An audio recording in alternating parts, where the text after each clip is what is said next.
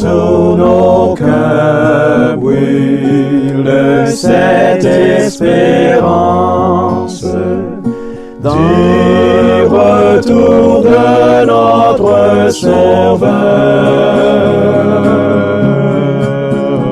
Différents faits divers nous interpellent et nous incitent à la réflexion.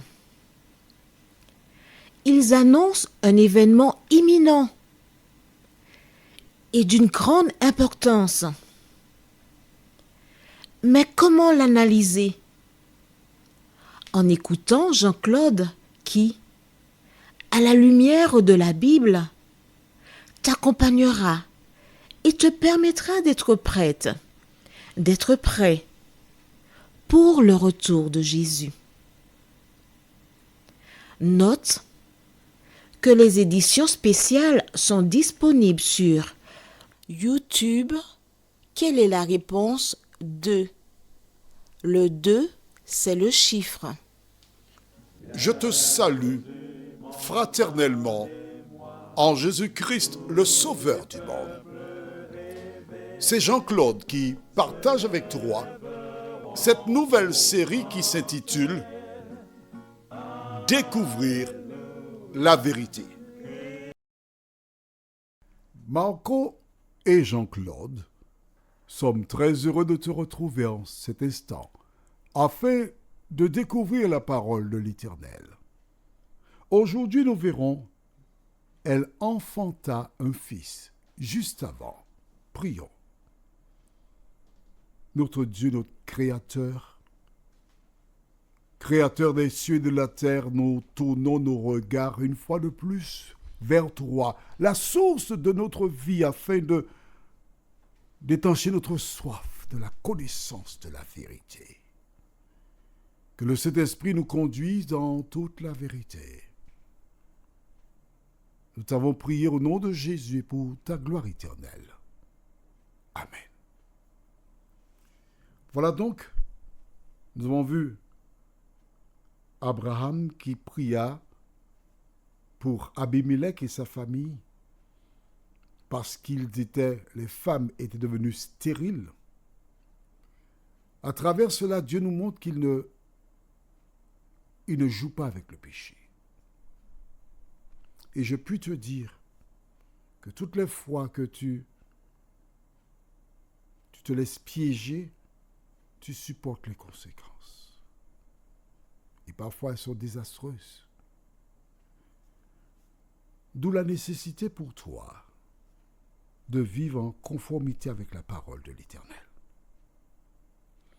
Aujourd'hui, nous lisons au livre de Genèse, chapitre 21, versets 1 à 3. L'Éternel se souvint de ce qu'il avait dit à Sarah, et l'Éternel accomplit pour Sarah ce qu'il avait promis. Sarah devint enceinte, et elle enfanta un fils à Abraham, dans sa vieillesse, au temps fixé dont Dieu lui avait parlé. Abraham donna le nom d'Isaac au fils qui lui était né, que Sarah lui avait enfanté. Rappelle-toi, l'Éternel avait dit à Abraham, tu auras un fils. À plusieurs reprises, et Abraham avait ri. Tu te rappelles? Tu voudrais qu'on le lise à nouveau? D'accord. Nous allons donc dans Genèse chapitre 17. Je commence là, d'accord? Parce que Dieu avait déjà parlé plus en amont.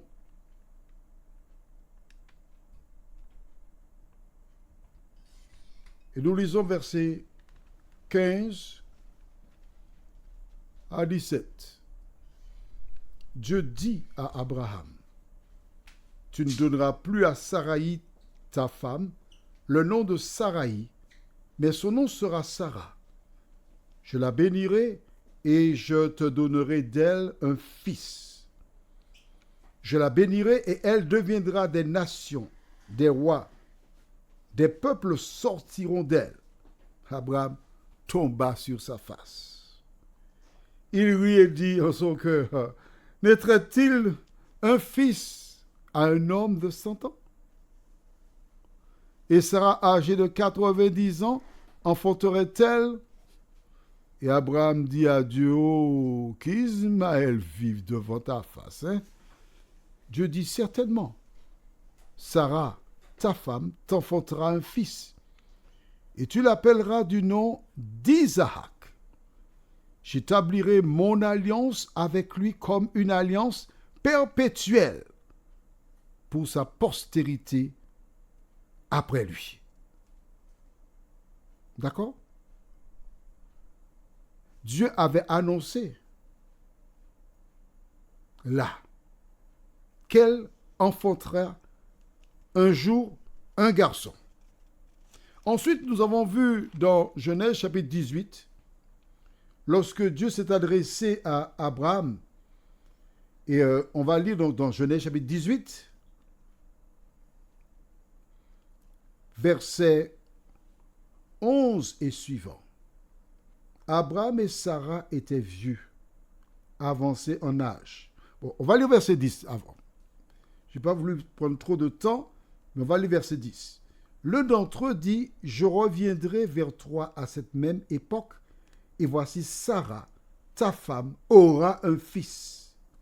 Sarah écouta à l'entrée de la tente qui était derrière lui. Abraham et Sarah étaient vieux, avancés en âge, et Sarah ne pouvait plus espérer avoir d'enfant. D'accord? Donc Dieu dit, tu auras un fils. Les jours passent. Ils n'ont pas d'enfant. Et là maintenant, nous sommes arrivés directement. Il y a d'autres endroits où Dieu l'avait dit. Nous sommes arrivés maintenant dans Genèse 21. L'Éternel, écrit l'auteur, se souvint. Il ne s'est pas souvenu, Dieu le savait. Parce que rien ne se fait en dehors du temps de l'Éternel. Et voici, Sarah devint enceinte. Une dame âgée qui devint enceinte. J'imagine Agar qui, dans sa tête, avait prévu d'être à la tête de la richesse d'Abraham, puisque son fils serait l'héritier unique. Mais attention, la donne a changé. Les personnes regardent et elles sont surprises. C'est pas possible. On voit que maîtresse prend du poids, que son ventre devient tout petit peu plus rond mois après mois. Elle est enceinte à son âge. C'est pas possible. Eh oui, elle est enceinte. Dans la Bible, il y a des grossesses qui m'ont interpellé. Celle d'Abraham et de Sarah. Non, c'est Sarah qui était enceinte, d'accord? Mais ce couple, si tu préfères. Et un deuxième couple qui m'a marqué, c'est celui d'Élisabeth et de Zacharie, les parents de Jean-Baptiste. Deux couples constitués de personnes âgées qui, selon la science, la médecine, tout ce que tu veux, ne peuvent pas procréer. L'Éternel permet qu'un jour, Sarah arrive à terme. La grossesse arrive à terme. Tout le monde regarde. Et soudain, on entend le cri de nouveau-né. Il est né. Mais est-il en bonne santé? Est-ce qu'il n'est pas handicapé parce que la maman est âgée? Mais l'enfant est en bonne santé. Et voici, tous les rêves d'Agar qui s'écroulent. Mon ami, Dieu avait prévu qu'Abraham ait un enfant avec Sarah. C'est ça la légalité. Mais il se trouve que Satan, qui voulait contrecarrer le plan de Dieu, a permis qu'Abraham ait un enfant avec Agar. Aujourd'hui, on dirait une femme concubine. Connais-tu le nombre de foyers qui ont explosé parce qu'un homme a eu un enfant au mariage? Combien de personnes qui ont été tuées toujours à cause d'une relation illicite?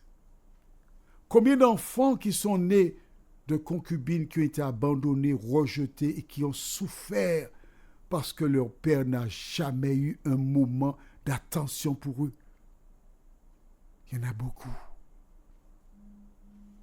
Et c'est ça l'œuvre du diable. Il s'organise pour provoquer la panique. Toutes les fois que quelque chose se passe dans l'illégalité, les conséquences sont négatives. Toujours.